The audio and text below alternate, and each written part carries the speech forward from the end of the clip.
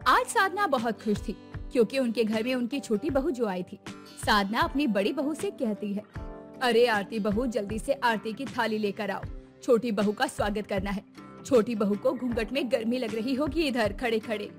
तभी साधना की बड़ी बहू आरती आरती की थाली लेकर आती है, लेकिन उसका पल्लू थोड़ा सा ऊपर होता है और साधना उस पर गुस्सा करती हुई कहती है, कितनी बार कहा है बहू के घूंघट रखा करो, लेकिन तुम्हें एक ही बात बार बार बतानी पड़ती है क्योंकि तुम्हें एक ही बार में कोई चीज समझ ही नहीं आती। माफ करना माँ जी, वो आरती की थाली लेकर आ रही थी तो शायद पल्लू सरक गया होगा। मैं अभी घूंघट कर लेती हूँ, आप बिल्कुल भी चिंता मत कीजिए। वहीं साधना की छोटी बहू प्रीति घूंघट में ये सब कुछ देखकर बोलती है, हे भगवान, ये कैसे घर वालों के बीच आकर फंस गई हूँ मैं। मेरी सास तो बहुत ज्यादा पुराने ख्यालातों की है, मैं इस घर में कैसे एडजस्ट कर पाऊंगी। ये बिचौलिए ने मुझे कहाँ फंसा दिया। प्रीति ने अपने मन में इतना सोचा था कि तभी साधना अपना बड़ा सा आईफोन निकालती है और उसके बाद लाइव आकर अपने दोस्तों को बताने लगती है, तो हेलो दोस्तों, आज हमारे परिवार में एक और नया सदस्य जुड़ गया है क्योंकि आज हमारे घर में आ गई है मेरी छोटी बहू। चलिए आपको अपनी छोटी बहू से मिलवाती हूँ, लेकिन उसका चेहरा नहीं दिखाऊंगी क्योंकि साधना श्रीवास्तव के लिए उसके संस्कार ही सबसे बड़ी चीज है।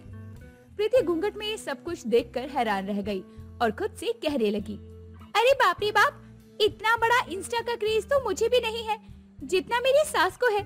मेरी सास हमें तो घूंघट में ऑफलाइन रखती है और खुद इंस्टा पर लाइव आती है।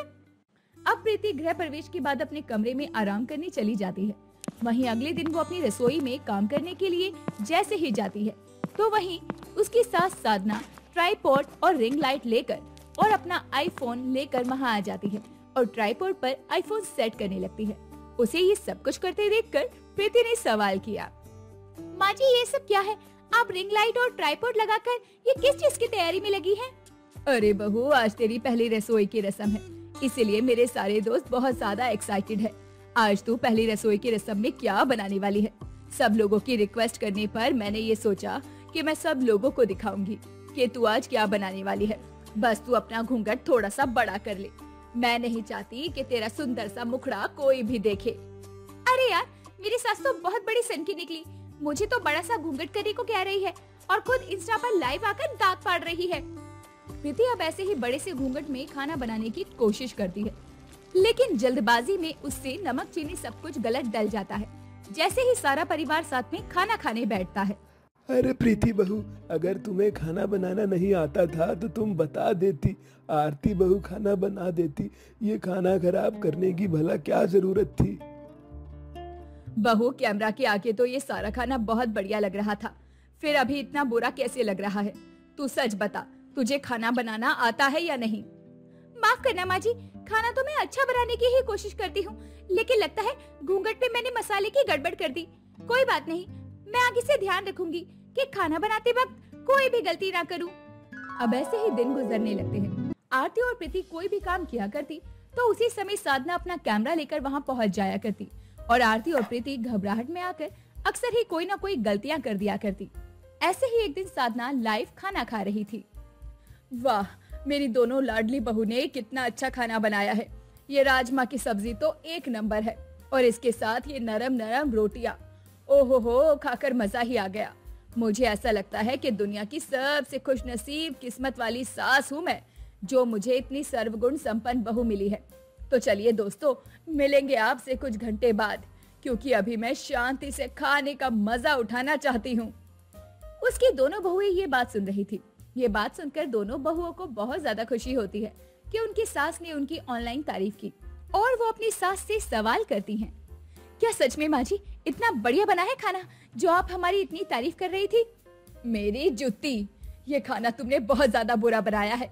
इतना गंदा खाना मैंने कभी नहीं खाया और ये रोटी अगर किसी के गले पर फेंक कर मार दी जाए तो उसका गला कट जाए। ये राजमा कम और कंकड़ पत्थर ज्यादा लग रहे हैं, कितने सख्त हैं ये। पर माँ जी, आप तो कैमरा के आगे ये बोल रही थी कि आप बहुत खुशनसीब हैं कि हम आपको मिले। अरे वो सब तो बोलना पड़ेगा ना, सब लोग मेरा कितना मजाक उड़ाएंगे। ये बात सुनकर उसकी दोनों बहुएं बहुत ज्यादा उदास हो जाती हैं। ऐसे ही घूंघट में आरती को तो अपने घर का काम करने की आदत हो गई थी, लेकिन ये आदत प्रीति को नहीं हो पा रही थी। एक दिन प्रीति पोछा लगा रही थी और वो गिर जाती है। तभी आरती उसे संभालती है और कहती है, ये क्या कर रही हो प्रीति? तुम्हें चोट लग सकती थी। तुम अपना ध्यान क्यों नहीं रखती? भाभी, मैंने अपने घर में कभी सूट नहीं पहना और यहाँ मुझे साड़ी पहननी पड़ रही है, वो भी घूंघट करके। आप ही बताइए मैं कैसे एडजस्ट करूँ? लड़कियों के तो नसीब में ही एडजस्ट करना होता है प्रीति। मैं भी तो कर रही हूँ, तुम भी धीरे धीरे सीख जाओगी। नहीं भाभी, अभी बहुत एडजस्ट हो गया। थोड़ा बहुत एडजस्ट तो माँ जी को भी हमारे लिए करना चाहिए ना। अब प्रीति ने सोच लिया था कि वो अपनी सास के जुल्म बिल्कुल भी नहीं सहेगी। इसके बाद आरती भी उसकी हाँ में हाँ मिला देती है। अगले दिन जब साधना लाइव आई हुई होती है, तभी उसकी दोनों बहुएं उसके सामने घूंघट में आ जाती हैं और कहती हैं, माँ जी इतना घूंघट ठीक है ना? हमारा चेहरा तो नहीं दिख रहा। आप भी तो यही चाहती है ना कि आप इंस्टा पर लाइव आकर सब लोगों से दोस्ती करें और हम घूंघट में रहें? अरे बहुओं, कैसी बातें कर रही हो तुम? मेरी सोच तो बहुत मॉडर्न है। हम बाद में बात करेंगे इस बारे में। माँ जी, अगर आपकी सोच मॉडर्न है तो आपने अभी तक हमें कभी इंस्टा पर लाइव आने के लिए क्यों नहीं कहा? आपके दोस्त आपको कभी कहते नहीं कि उन्हें आपकी बहुओं से मिलना है? दोनों बहुओं ने इतना कहा था कि साधना के ऑनलाइन दोस्तों के मैसेजेस उसकी लाइव पर आने लगते हैं। ये देखकर साधना घबरा जाती है और तुरंत ही लाइव को कट कर देती है। ये सब क्या है बहू? इतने सालों से लाइव आकर मैंने अपनी कितनी अच्छी छवि बनाई थी, जिसे तुम दोनों ने मिलकर एक ही पल में खराब करके रख दिया। साधना ये बोलकर उदास हो जाती है। उसके बाद उसकी दोनों बहुओं से समझाने की कोशिश करने लगती है। माँ जी, माना कि आपका खुद को इंस्टा पर लाइव, प्रैक्टिकल और समझदार दिखाना अच्छी बात है, लेकिन अपनी बहू के साथ समझदारी ना दिखाना पूरी तरह से गलत है। इस तरह तो आज नहीं तो कल ये परिवार बिखर कर रह जाएगा। आपको अपना आधुनिकीकरण नजर आता है, लेकिन घूंघट के अंदर अपनी बहुओं की परेशानी नजर नहीं आती।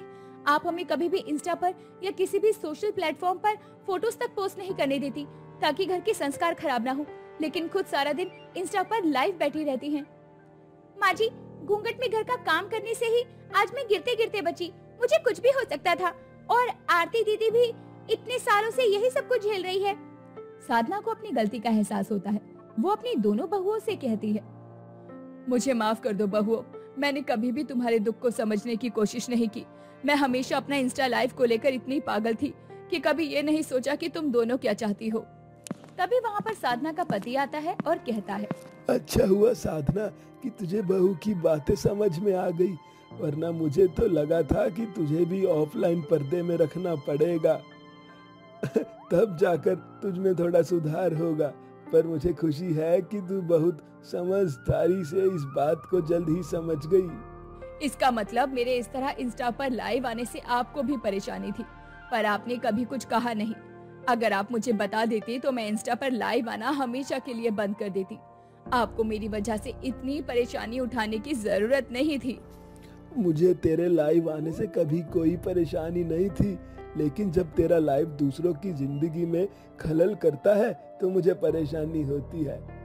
कभी कभी तू सोते सोते लाइव आ जाती है और मैं खराटे ले रहा होता हूँ। सब लोग मुझ पर हंसकर मेरा मजाक उड़ाते हैं, पर तेरी खुशी के लिए मैंने कभी कुछ नहीं कहा, क्योंकि मैं तुमसे प्यार करता हूँ और तेरी आजादी की कदर करता हूँ। अब जिसके बाद साधना ये वादा करती है वो कभी भी किसी की प्राइवेसी को भंग नहीं करेगी और अपनी बहू को भी अपनी आजादी के हिसाब से जीने देगी और इंस्टा पर लाइव तो आया करेगी, लेकिन परिवार वालों का भी अच्छे से ख्याल रखेगी। इस तरह उसकी दोनों बहुएं आरती और प्रीति मिलकर साधना को पूरी तरह से सुधार देती हैं। अब साधना खुद तो इंस्टा पर लाइव आया करती, लेकिन अपनी बहुओं को कभी भी घूंघट में ऑफलाइन नहीं रखा करती और उसका परिवार मिलजुल कर खुशी खुशी रहा करता। मालती एक बहुत ही सुंदर औरत थी। मालती का एक ही बेटा था जिसका नाम था कौशल। कौशल भी अपनी माँ की तरह बड़ा ही रूपवान था। कौशल को अपने ही ऑफिस में काम करने वाली सुपर्णा नाम की लड़की, जो कि सांवली थी, उससे बहुत प्यार करता था। ऐसे ही एक दिन कौशल सुपर्णा से बोलता है, सुपर्णा, अब मैं इंतजार नहीं कर सकता, हम दोनों शादी कर लेंगे। पर तुम एक बार अपनी माँ से बात तो कर लो। तुम तो जानते हो ना कि मेरे सांवले होने की वजह से हर कोई मुझे मना ही कर देता है। वो तो पता ही नहीं है कि कैसे तुम मुझे इतना प्यार कर बैठे हो। अपनी माँ से पूछ लो एक बार। यार माँ से क्या ही पूछना, अब मैं काबिल हो चुका हूँ तो शादी कर लेते हैं ना। और माँ का क्या है, वो 2-4 दिन ड्रामे करेगी, उसके बाद तो एक्सेप्ट कर ही लेगी, और कुछ होगा ना तो मैं देख लूंगा, तुम चिंता मत करो। ठीक है कौशल, मैं तुमसे शादी करने के लिए तैयार हूँ। सुपर्णा की बात सुनकर कौशल उसे गले से लगा लेता है। ऐसे ही अगले दिन दोनों कोर्ट मैरिज कर लेते हैं। कौशल सुपर्णा को अपनी पत्नी बनाकर अपने घर ले आता है।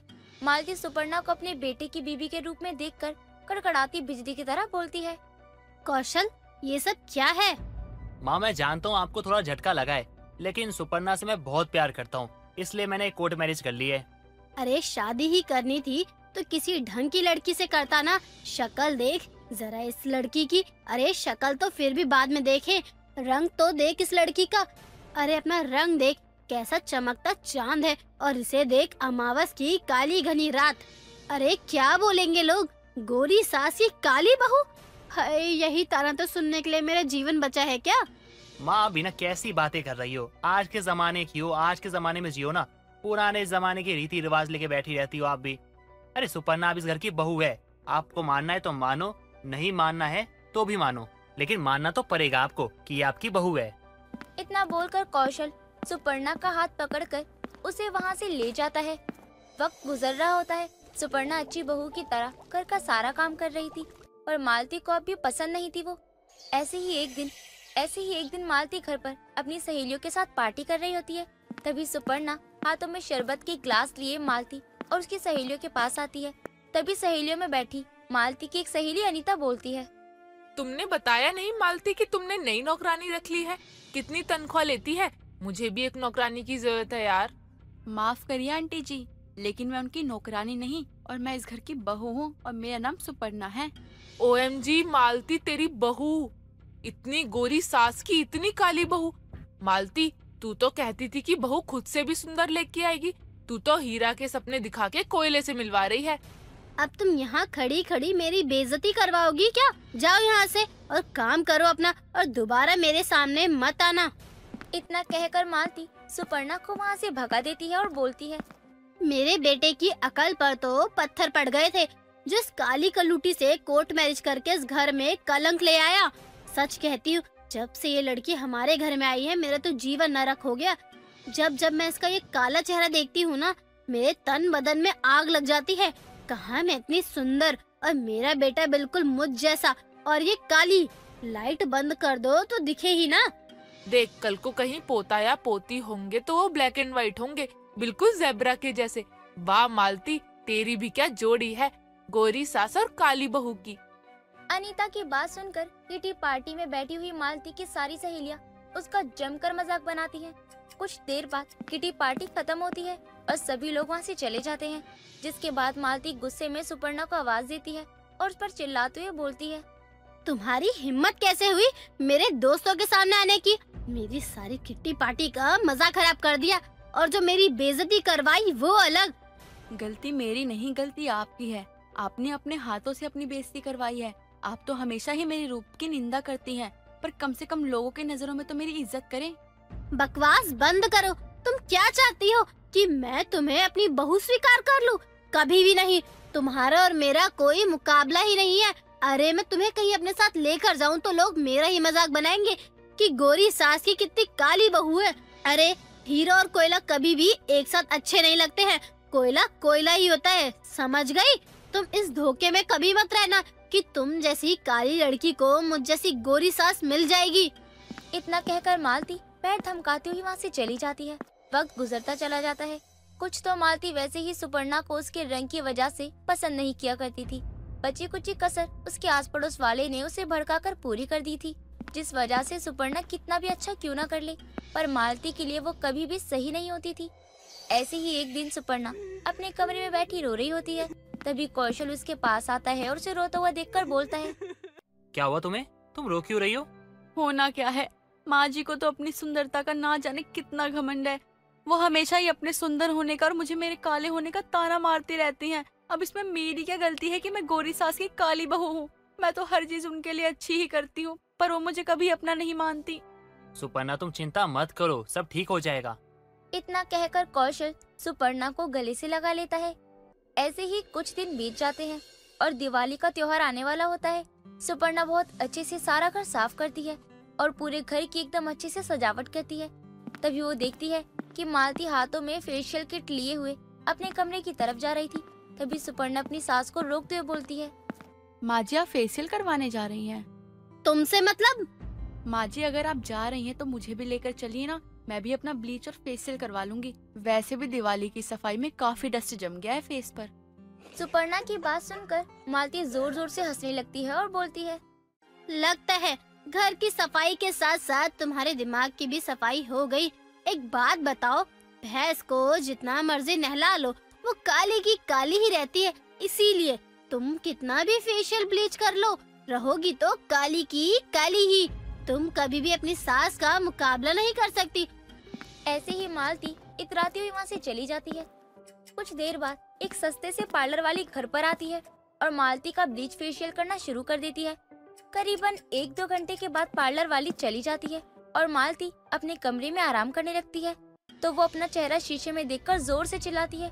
उसका चेहरा बहुत बुरे तरीके से सूजा हुआ था, साथ ही उसके चेहरे पर मोटे मोटे गंदे दाने निकल आए थे। अपनी सास की आवाज सुनकर सुपर्णा भागकर अपनी सास के कमरे में जाती है और उसके चेहरे की हालत देखकर बोलती है, ये सब कैसे हो गया? आपका चेहरा, ये इतने सारे दाने कैसे? माँ जी, आपने कल फेशियल करवाया था ना, ठीक से चेक नहीं किया था क्या आपने? मुझसे इतने सवाल क्यों कर रही हो? मुझे कुछ भी समझ नहीं आ रहा, कैसे हो गया मेरा सुंदर चेहरा खराब? ऐसे ही बोलते बोलते मालती बेहोश हो जाती है। अपने चेहरे का ये हाल देखकर मालती को काफी गहरा सदमा लगता है। सुपर्णा जल्दी से अपनी सास को अस्पताल लेकर जाती है। होश में आने पर मालती रोते हुए बोलती है, ये सब क्या हो गया? कहाँ मुझे चांद जैसा चमकना था, जरूर मेरी बहू की बद्दुआ ही लगी होगी, मेरे चेहरे पर वही जलती थी। मालती इतना बोल ही रही होती है कि तभी वहाँ से सुपर्णा पार्लर वाली के साथ आती है और बोलती है, आपके इस चेहरे की वजह मैं नहीं हूँ, बल्कि आपकी वो पार्लर वाली है जिसपे आपने अंधा भरोसा कर इतने पैसे दिए और अपना फेशियल करवाया, जिसके प्रोडक्ट भी अच्छे नहीं थे, एक्सपायरी प्रोडक्ट यूज किए हैं उसने, जिससे आपका चेहरा का ये हाल हुआ है। अपनी बहू पे तो जरा भी भरोसा नहीं है, लेकिन बाहर वालों पे तो आपको पूरा भरोसा है। अब आपने खुद का हाल देखा है क्या कर लिया है? सुपर्णा के बोलने के बाद वो पार्लर वाली खुद अपने मुंह से सारा सच बयां करती है कि किस तरह ब्लीच करवाते वक्त मालती की बंद आंखें थी तो उसने प्रोडक्ट्स की हेरा फेरी कर दी थी। पार्लर वाली वहाँ से चली जाती है। इसके बाद उसकी बहू बोलती है, माँ जी आप चिंता मत करिए, आपका चेहरा बिल्कुल पहले जैसा हो जाएगा, भरोसा रखें मुझ पर। कुछ देर बाद सुपर्णा मालती को लेकर घर आ जाती है और उसके बाद सुपर्णा मालती के चेहरे पर होम रेडीमेड बनाकर लगाना शुरू कर देती है। बीते दिनों के साथ उसकी सास का चेहरा बिल्कुल पहले जैसा हो जाता है। उसके बाद से उसकी सास अपनी बहू से नफरत नहीं करती और उसके साथ प्यार से रहने लगती है। रंजीत जरूरत से ज्यादा सीधा लड़का था, जिस वजह से हर कोई उसे बहुत आसानी से पागल बना दिया करता। रंजीत की मां का देहांत उसके बचपन में ही हो गया था, जिसके बाद उसके पिता हरीश ने अपने बेटे की जिंदगी में मां की कमी को पूरा करते हुए वीरवती नाम की एक औरत से दूसरी शादी कर ली। हरीश को वीरवती से राहुल नाम का बेटा हुआ था। वीरवती मुंह पर रंजीत से जितना मीठा बोलती थी, उतना ही दिल में वो उससे नफरत करती थी। ऐसी एक दिन हरीश वीरवती से बोलता है, वीरवती, अब रंजीत बड़ा हो गया, उसकी शादी की उम्र हो गई। अब मैं चाहता हूँ ना, हम उसके लिए एक अच्छी सी लड़की देखे और उसका घर बसा दे, और फिर उसकी शादी के बाद राहुल की शादी भी तो करनी है। जी ठीक है, जैसा आपको सही लगे। वैसे मुझे तुमसे एक जरूरी बात भी करनी थी। जी हाँ बोलिए, क्या हुआ? मैं अपने जीते जी अपनी धन दौलत संपत्ति दोनों बेटों में अब बराबर बांटना चाहता हूँ, ताकि मेरे बाद किसी को कोई दिक्कत या परेशानी ना हो, और ना वो कभी किसी भी चीज को लेकर आपस में बैर रखे, और ना ही मेरे जाने के बाद वो किसी भी चीज को लेकर झगड़ा करे। इतना कहकर हरीश वहाँ से चला जाता है। तभी वीरवती खुद से बोलती है, उस पागल रंजीत के नाम पर ये अपनी आधी प्रॉपर्टी करना चाहते हैं। कभी भी नहीं, मैं ऐसा होने ही नहीं दूंगी। अरे कोई ऐसी लड़की लेकर आऊंगी ना जो इसकी तरह मूर्ख होगी, और फिर मैं सारी प्रॉपर्टी पे अपने बेटे के नाम करवा दूंगी। उस मूर्ख को तो वैसे भी किसी बात की समझ नहीं है, उसे जो कहूंगी वो कर लेगा। जहाँ एक तरफ वीरवती रंजीत के लिए लड़की की तलाश करने लगती, तो वहीं दूसरी तरफ हरीश प्रॉपर्टी के कागजात बनवाकर अपने दोनों बेटों के नाम बराबर की प्रॉपर्टी कर देता। काफी जांच पड़ताल के बाद एक गरीब घर की संजना नाम की लड़की से रंजीत की शादी हो जाती है। शादी के बाद संजना एक अच्छी बहू की तरह घर की सारी जिम्मेदारियां निभा लेती है। ऐसी एक दिन संजना रंजीत से बोलती है, रंजीत जी, आप बाहर जाकर कुछ काम क्यों नहीं करते हैं? जो हमारी माँ कहती है ना, हम तो वही करते हैं। हमारी माँ कहती है पाँव दबाने के लिए, तो हम पाँव दबाते हैं। हमारी माँ कहती है हमको कपड़े धोकर सुखाओ, तो हम कपड़े धोकर सुखाते हैं। हमारी माँ कहती है सब्जी लेकर आओ, तो हम सब्जी लेकर आते हैं। और आप कह रही हैं हम काम नहीं करते, हम काम तो करते हैं ना। ये वाले काम नहीं, कोई ऐसा काम जिसमें आप पैसे कमा सको। पैसा? हम पैसा क्यों कमाएंगे? हमें पैसों की जरूरत पड़ती नहीं है, क्योंकि हमें जो चीज चाहिए होती है हमारी माँ लाकर हमको दे देती है। हमारी माँ ने ना आज तक हमें कभी भी किसी भी चीज की कमी नहीं होने दी। रंजीत की बातें सुनकर संजना को उसकी मूर्खता और भोलेपन का एहसास होता है। वक्त गुजरता चला जाता है। हरीश की तबीयत अब खराब रहने लगी थी। एक दिन बीमारी के चलते वो अपना दम तोड़ देता है। हरीश की मौत के बाद अब वीरवती अपनी असली रंग दिखाना शुरू करती है। ऐसी एक दिन वीरवती और राहुल दोनों आराम से सोफे पर बैठे थे। संजना रसोई में काम कर रही होती है। तभी रंजीत बाहर से घर आता है और वीरवती बोलती है, आ गए तुम, बहुत देर लगा दी। वो हमें जिस काम के लिए भेजा था ना, उस काम में थोड़ा समय लग गया माँ। चल कोई बात नहीं, अब जल्दी से छत पर चला जा और छत की सफाई कर दे। कल तेरे भाई राहुल ने छत पर अपने दोस्तों के साथ पार्टी की थी, तो काफी गंदी हो गई है, जाकर उसे साफ कर दे। ठीक है माँ, जैसा आप कहें। रंजीत जा ही रहा होता है कि तभी संजना उसे रोकते हुए बोलती है, रंजीत जी, आप क्यों जा रहे हैं सफाई करने के लिए? राहुल ने अगर गंदगी फैलाई है तो साफ भी वही करेगा। अरे मैं क्यों करूँगा भाभी, आप पागल हो गई हो क्या? हाँ, आपको पता नहीं है कितनी धूप है। आप क्या चाहती हो, मैं जाकर सफाई करूँ? हाँ, मुझसे नहीं होगा। तो क्या रंजीत जी, बर्फ का टुकड़ा है तो उसे धूप नहीं लगेगी? अभी अभी वो बाहर से काम करके आए हैं। आप दोनों में से किसी ने उन्हें एक गिलास पानी तक नहीं पूछा, ऊपर से उनको काम बता दिया। वो अच्छे हैं तो इसका मतलब ये नहीं कि आप उनका फायदा उठाएंगे। अरे संजना जी, आप गुस्सा क्यों कर रही हो? अरे हम कर देंगे साफ सफाई। आपको कुछ भी करने की कोई जरूरत नहीं है। जिसने गंदगी फैलाई है वो ही खुद साफ कर सकता है, ठीक है ना माँ जी? इतना कहकर संजना गहरी निगाहों से वीरवती को देखती है। वीरवती चुप रहती है और कुछ नहीं बोलती। दिन गुजरते चले जाते हैं। अब धीरे धीरे संजना रंजीत के स्वभाव में थोड़ा थोड़ा परिवर्तन लाने की कोशिश करती है। ये सब देखकर राहुल से बोलती है, मुझे लगा था कि ये संजना गरीब घर की लड़की है, इसलिए मैं इसे दबा कर रखूंगी। जो बोलेगी ये लड़की वही करेगी, पर ये तो जरूरत से ज्यादा चालाक निकली। रंजीत को अब अपने इशारे पर नचाने लगी है। कहीं ऐसा ना हो कि ये रंजीत को मूर्ख से होशियार बना दे और फिर रंजीत के नाम जो प्रॉपर्टी का हिस्सा है वो हमारे हाथों से चला जाए। हमें जल्दी ही कुछ करना पड़ेगा। आप सही कह रही हो माँ, हमें कुछ करना चाहिए, वरना भाभी सब कुछ बदल के रख देंगी। सुनो राहुल, अब सबसे पहले हमें संजना को किसी तरीके से इस घर से बाहर भेजना होगा। उसके बाद ही इस मूर्ख के धन को हमें अपने नाम पर करवाना होगा। संजना के रहते तो हम अपनी चाल में कभी कामयाब नहीं हो पाएंगे। इतना कहकर वीरवती अपने दिमाग में एक योजना बनाती है, जिसके बाद अगले दिन सभी लोग खाना खा रहे होते हैं। तभी वीरवती एक बालों का गुच्छा अपनी सब्जी की कटोरी में डाल देती है। उसके बाद चिल्लाते हुए बोलती है, हे भगवान, ये क्या है? बहू, बालों का गुच्छा? तू मुझे मारना चाहती है क्या? बहू, जो मेरी सब्जी में तू बालों का गुच्छा परोस रही है। माँ जी, मैंने सब कुछ देख के बनाया है। ये मुझे नहीं पता था कि आपकी सब्जी में ये कहाँ से आ गया। तुम्हारे कहने का क्या मतलब है कि मैं झूठ बोल रही हूँ? ये सब कुछ मैं जानबूझकर कर रही हूँ। रंजीत बेटा, देख ले, मैं तो तेरी बहू को कुछ भी नहीं कहती, फिर भी तेरी बहू मुझे जान से मारना चाहती है। सारा खाना ये बनाती है। इसने जानबूझकर मेरी सब्जी में ये बालों का गुच्छा मिलाया है, ताकि मैं इसे खाऊंगी और स्वर्ग सिधार जाऊंगी। उसके बाद ये अपना हुक्म चलाएगी। मैंने ऐसा नहीं किया रंजीत जी, मेरी बात का यकीन कीजिए। संजना बार बार अपनी सफाई देती रही, पर रंजीत को अपनी माँ के आगे संजना की कोई बात समझ नहीं आती। बातों ही बातों में बात इतनी ज्यादा बढ़ जाती है कि वीरवती रंजीत के हाथों संजना को धक्के देकर घर से निकलवा देती है। जिसके बाद वीरवती मन ही मन सोचती है, अब चलूंगी मैं अपनी असली चाल। संजना नाम की बला तो घर से बाहर जाएगी। अब मैं इस मूर्ख की सारी प्रॉपर्टी को अपने राहुल के नाम पर करवा ही लूंगी। उसके बाद मैं और मेरा बेटा ऐश करेंगे और इसे सारी जिंदगी अपना नौकर बनाकर रखेंगे।